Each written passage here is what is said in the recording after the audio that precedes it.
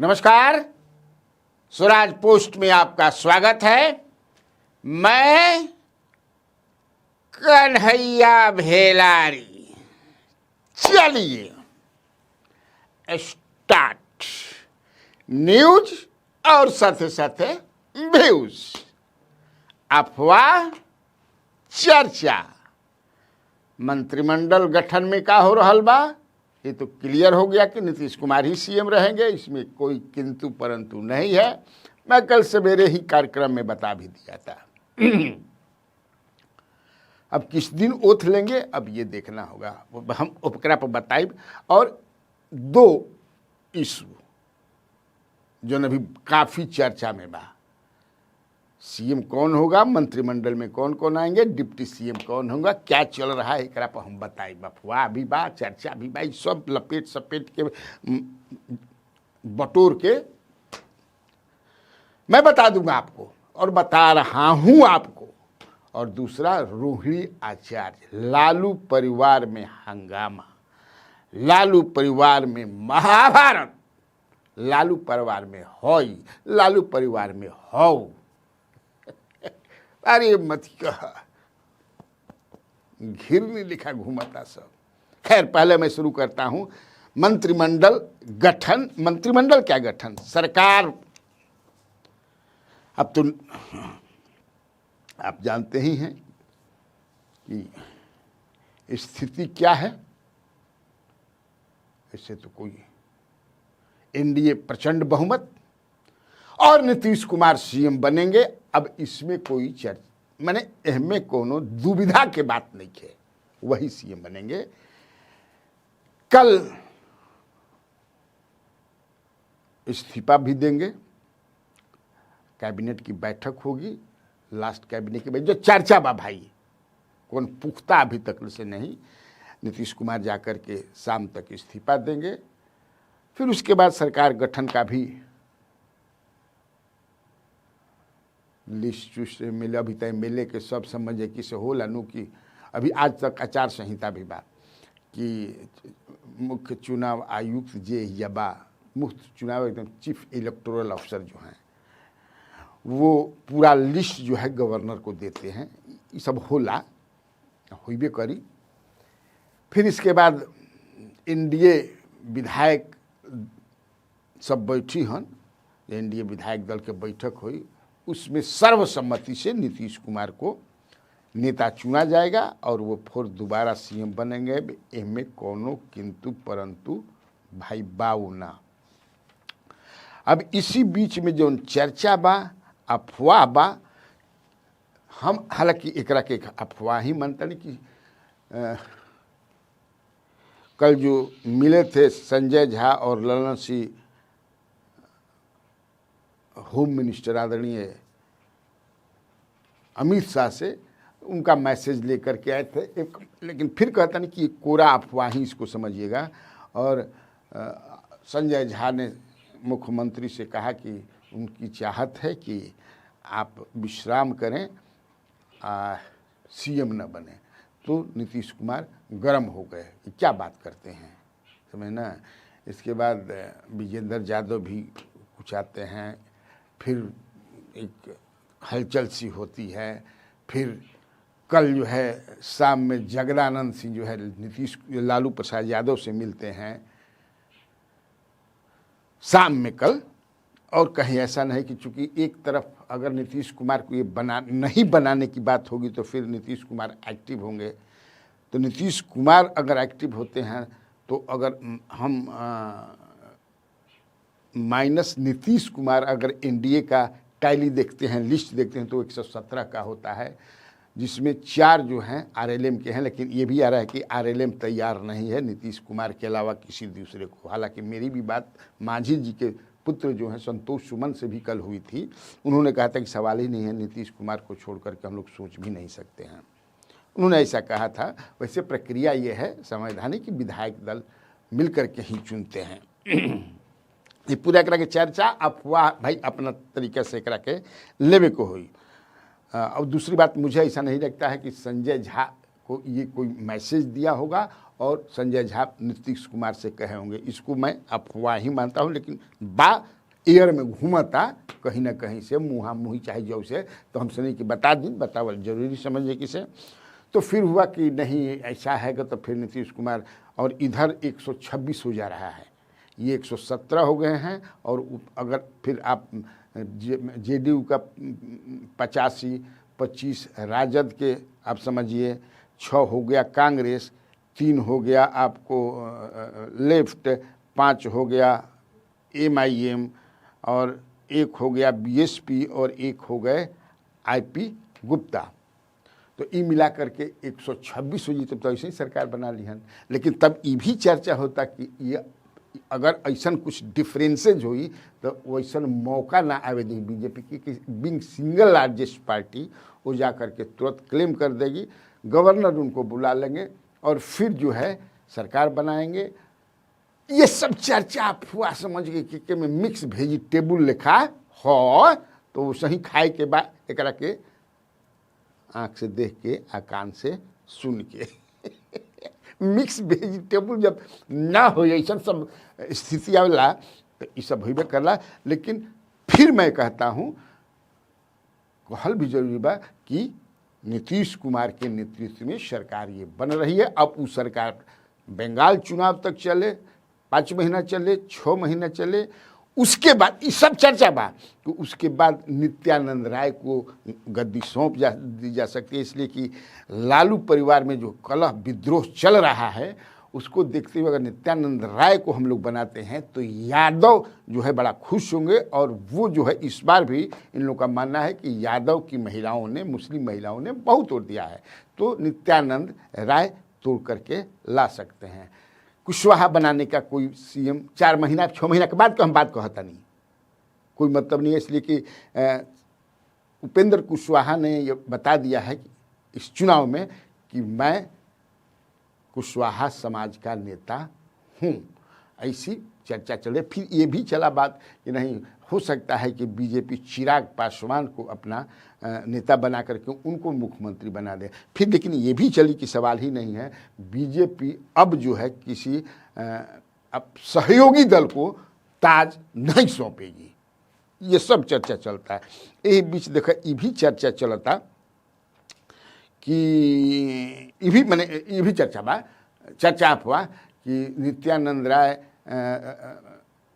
चिराग पासवान से मिल करके, जीतन राम मांझी से मिल करके और उपेंद्र कुशवाहा से मिल करके जो है उनसे दस्तखत करा लिए हैं सहमति पत्र पर कि हम लोग आपके साथ हैं, जो चाहिए, ये चर्चा है। फिर नित्यानंद राय और उपेंद्र कुशवाहा दिल्ली चले गए, विजय कुमार सिन्हा भी दिल्ली चले गए।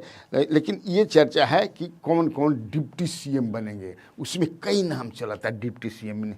मंगल पांडे का भी नाम चल रहा है कि वो डिप्टी CM बनाए जा सकते हैं। मिथिलेश तिवारी के भी नाम चला था चर्चा में, अफवाह दोनों जनी हजार। इसके बाद सम्राट चौधरी हैं, रेणु देवी हैं जो पहले रह चुकी हैं, जनक राम हैं उनका भी नाम चल रहा है। फिर अरुण भारती जो बहनोई हैं चिराग पासवान के, उनका भी नाम चल रहा है। तो इतने लोगों का जो नाम चल रहा है, ये डिप्टी CM है। रामकृपाल यादव का भी है कि भाई यादव समाज से वो भी हो गए। नित्यानंद राय का भी, अगर जो मैं बताया कि 6 महीना बाद वो बनेंगे CM, ये चर्चा है। अभी उनको डिप्टी CM बना दिया जाए ताकि यादव खुश रहेंगे। लेकिन रामकृपाल यादव का भी नाम चल रहा है, बना दिया जाए। फिर उपेंद्र मंत्री को जी बात करें तो कई नाम चलता, कितना हम नाम बताएं, लेकिन मुख्य रूप से चल रहा है जिसमें उपेंद्र कुशवाहा की पत्नी जो है स्नेहलता कुशवाहा, उनका नाम है कि वो मंत्री बनेंगी। चेतनानंद का भी नाम चल रहा है। इसके बाद जो है अरुण भारती का तो मैं बात के डिप्टी CM के लिए चल रहा है।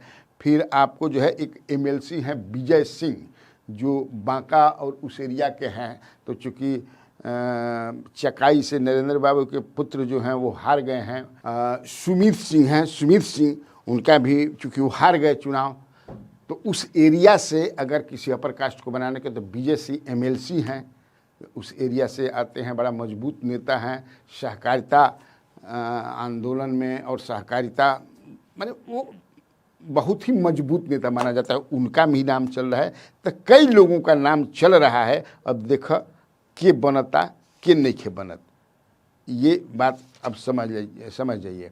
अब धीरे धीरे ये बात के चर्चा अब समाप्त हो गई बा कि हैसे समझे कि जीत गिलन जा, हुसे जीत गिलन जा, हेकरा मदद से जीत गिलन जा, बड़ा समझ कि से धांधली भइल है। अब ई चर्चा धीरे धीरे विराम ले रहल बा। अब ए पर कोई बात, अब जो जीता वही सिकंदर। और अब एकरा के समझ है कि अब विपक्ष, चूँकि अभी भी तो कोमा में लोग हैं, इतना भयंकर हार भइल बा कि ये बात तो है समझ है कि गिरल बा, सोचता कि या रे दादा ई का भइल, कैसे भइल, काहे भइल, ई सब अपन चर्चा चल रहा बा। यही बीच में ये जो है लालू प्रसाद यादव की जो बेटी हैं, दूसरी बेटी रोहिणी आचार्य, वो जो है काफ़ी गुस्से में हैं। बहुत सारा आरोप लगाया उन्होंने संजय यादव पर, जो उनके सलाहकार, पॉलिटिकल सलाहकार हैं, उनके ऊपर। इसके बाद उन्होंने जो लगाया आरोप, उनका क्या एक नाम है, रमीज नेतम खान पर, जो उनका आईटी सेल देखते हैं और काफ़ी नज़दीकी हैं, जो मैंने कल शाम में बताया था। और एक तरह से मैंने अब टीवी पर बैठबा चाहे सोशल मीडिया पर, तो एकदम मन गजगजा जाए सुन के कि समझे कि पूरा महाभारत जैसे ओकरो ज़्यादा हो रहा बा, जबकि ऐसा कुछ नहीं है। क्योंकि मैं भी उस परिवार को जानता हूँ। हाँ, बाप माँ राबड़ी देवी जो हैं, उनकी माँ, अब पिताजी, अब समझ सकते हैं जैसी स्थिति है। और मैंने कल भी बताया भी था आपको कि जब संकट की घड़ी आती है तो परिवार का जो सदस्य होता है, मित्र जो भी होता है, वो आता है कई तरह से शांत करने के लिए। लेकिन इसी बीच विद्रोह, हमको जो पता चला है कि कल शाम में मैं कहा ना कि जगदानंद भी लालू प्रसाद के घर गए थे मिलने के लिए, लालू प्रसाद ने बुलाया था, वो गए थे। उनके जाने के बाद वो वहाँ से निकल गए तो परिवार के सदस्य बैठे थे, उनके सारी बेटियां भी अभी आई हुई हैं। मुझे लगता है कि अब जा रही हैं, लौट रही हैं लोग, क्योंकि लालू प्रसाद यादव के 7 बेटियां हैं, 2 बेटे हैं, तो वो सब लोग आई थी, अब जा रही हैं। वहीं पर रोहिणी आचार्य जोर जोर से बोलना उन्होंने शुरू किया, कई आरोप लगाया हार का। उसी पर से तेजस्वी यादव भी हैं, थोड़ा सा सफाई देने लगे और उन्होंने कहा कि ये समय नहीं है ये बात करने का, आप रहिए, हम लोग इस पर बात करेंगे। उनको समझाया ही जा रहा था, लेकिन रोहिणी आचार्य समझने के लिए तैयार नहीं थी। वो लगातार आरोप पर आरोप लगा रही थी। और जब ये बात हो रही थी, उनके परिवार के ही सदस्य थे, बेटियां थी, तेजस्वी यादव थे, तेज प्रताप तो ऑलरेडी निकाल दिए गए हैं घर से, अब तो वो उस घर के सदस्य रह ही रहे। वहाँ न संजय यादव थे और नो रमीज, जो मैंने नाम बताया, देखन नमवा बरदल के ऐसा ऐसा नाम रहता नु कि गजबजाज, रमीज नेतम खान, ये दोनों आदमी वहाँ नहीं थे। चूँकि ये पारिवारिक मामला है तो वहाँ वो बैठते नहीं हैं। वो तो जो तेजस्वी यादव को सरकारी आवास मिला है वहीं पर रहते हैं, वो अपने काम से मतलब रहते हैं। संजय यादव हों और ये जो हैं रमीज जो हैं। लेकिन संजय यादव पर मैंने बताया है कई तरह के आरोप लगाए जाते रहे कई लोगों द्वारा, पार्टी कार्यकर्ताओं द्वारा, पार्टी नेताओं द्वारा।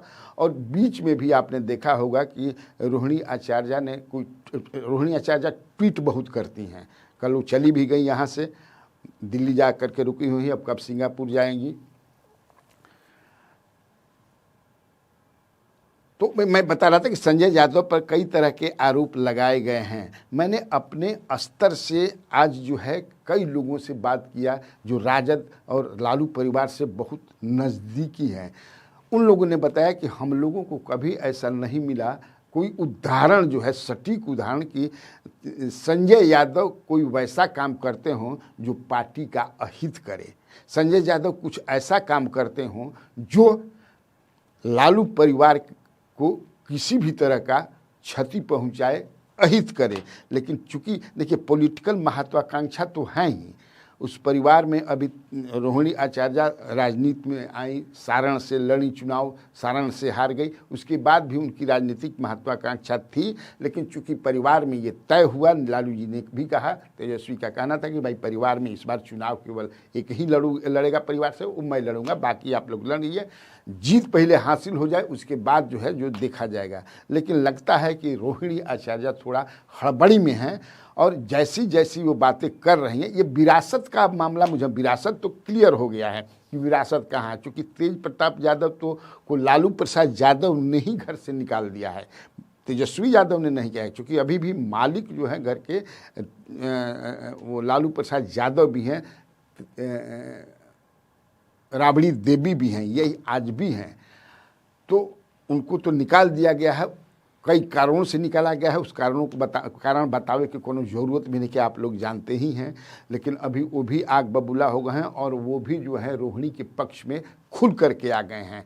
क्या आज भी जो ट्वीट किया है रोहिणी आचार्य ने, अब ट्वीट देख लीजिएगा। अब क्या हम ट्वीट समझे कि बताएं, घर के झगड़ा में, दूसरे के घर के झगड़ा में, लेकिन वो चूँकि पॉलिटिकल फैमिली है, इस तरह की बातें आ गई हैं। तो चूँकि बताना भी, चूँकि आप हमारे व्यूअर हैं, आप जानना चाहते होंगे कि आखिर बात का काबिल, कुछ बात नहीं कि वो परिवार अभी भी, मैं कहता हूँ, इंटैक्ट है।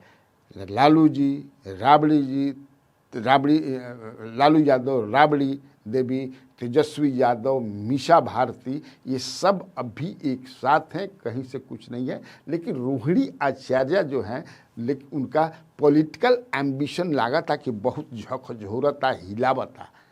तो वो एक समय के अनुसार जो बातचीत हुई कि आप समय आने पर ही सब, अब तो असही थसक गई नहीं जाए। अरे जब थसकिए गई गाड़ी, समझे कि चक्का जब फंसिए गई तो इसको निकलने दीजिए, यहाँ से निकलने दीजिए, उसमें हम लोगों का साथ दीजिए। ये उनको पिताजी भी समझा रहे थे, माता भी समझा रही थी, तेजस्वी यादव भी समझा रहे थे कि इतना दीदी, आप दीदी हैं, मेरी माँ के समान हैं, आप मुझे खिलाएं, सब कुछ बता रहे थे। आप इतना क्यों उग्र होती हैं, इतना आप नाराज़ क्यों हैं, क्या हो गया ऐसा?